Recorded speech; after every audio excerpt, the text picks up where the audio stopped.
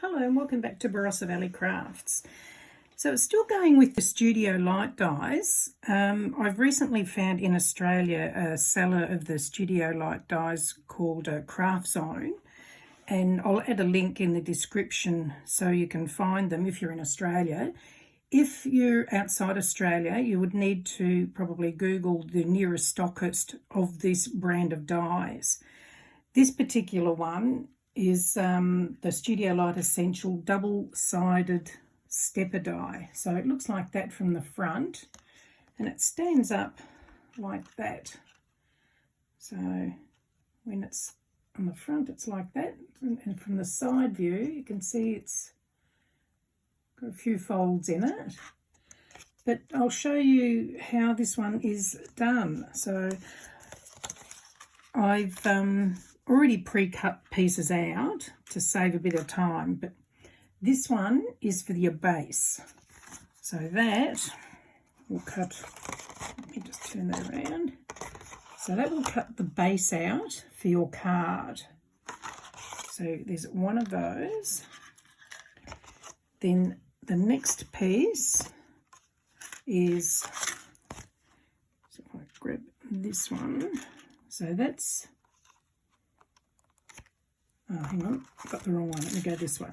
That is your matte card. And then next size down is to do your top layer. So this is actually the back of the card. And then on the front of the card, that is your matte layer. And I've actually cut out a second one of those to put on the inside of the card to put the greeting on. And I think I might have actually, then we go to this one, and that's that. And I've also cut a second one of those to decorate the back of the card as well. Then you've got your two little side pieces. So that's those two pieces there. Now they don't actually have a top layer, but if you wanted to manually measure, you could always put another layer on top of that if you wanted to. Same with these. So there's two of those for the little bits that go into the fold. And then we have this piece, which is the matte layer for there. And the one that's down a little bit smaller for your top paper. So you can use any papers you like, obviously, and you can make them to suit any occasion you like. But let me show you what I've done with the one that I'm about to show you. So there's my base. Now for this particular one, I've actually used the papers from the Paper Boutique Winter Gnomes. I think it was a couple of years ago this paper was used, but oh, it's so much fun. So starting with, we'll start down here and do this piece. So I've already put the top layer onto the matte layer, and we're going to adhere that one down here. So I'll just use a bit of glue and stick this in place. Now normally when you're using mirror card, oh, I think my glue must be nearly empty. When you're using mirror card, I'll have to get another glue. Hang on, let me just pop that aside. There we go, I'll grab this one. I like that one because it's got the fine tip on it, but never mind. Normally when you're using a mirror card, if you're not putting a layer over the top of it, use double-sided adhesive, because sometimes the glues can show like the wiggle, like wherever you've put the glue on the back will sometimes show through the front of the card. Yeah, so here I've already taped up these ones. So we'll just pop those little ones in place. Oh. Just again try and line them up so that you've got an even amount of the base colour card behind them. Now obviously I'm doing this one as a Christmas one, but you can do it to suit any occasion that you like. think I did one of these as a Mother's Day card, and they looked really effective. There we go. And 2 side pieces. So again, if you wanted to, you could measure about another piece to go on top that would be 1/4 of an inch smaller than this one if you wanted to put a top layer on it.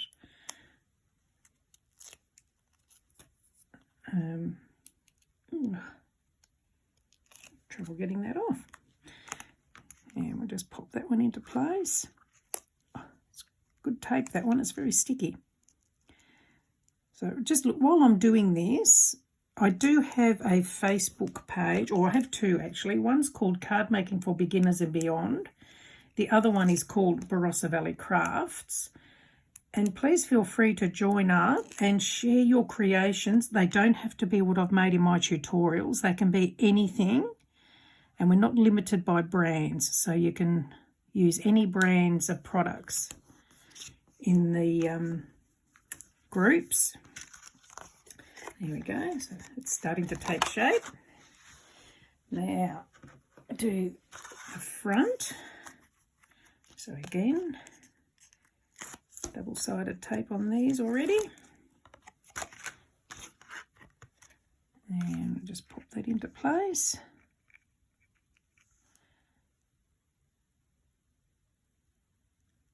There we go. I love these papers. They're so pretty. I don't know what I'm going to do when I've used them all up. Hopefully I can still get some. And pop that into place. And with this one, I'm going to put a little reindeer on the front. So let's see if I can get some of this glue from this one, because I need the fine point. Here we go. Maybe it's just a bit gunged up. These tips are great if you want to do fine glue work, just to get little bits of glue out instead of big blobs. I think most craft shops sell them. They're usually sold in packs of a couple, and then you can attach them to a lot of the glue containers. There we go. And we'll just pop this one on here.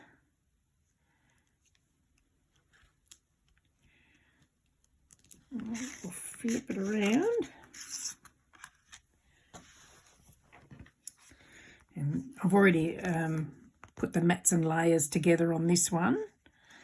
And I'll just pop that into place. It's either do them earlier or fast forward them. So it's easier to just do them. Save a bit of time. And just pop that into place.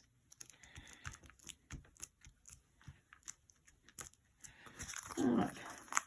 So there we go. Need to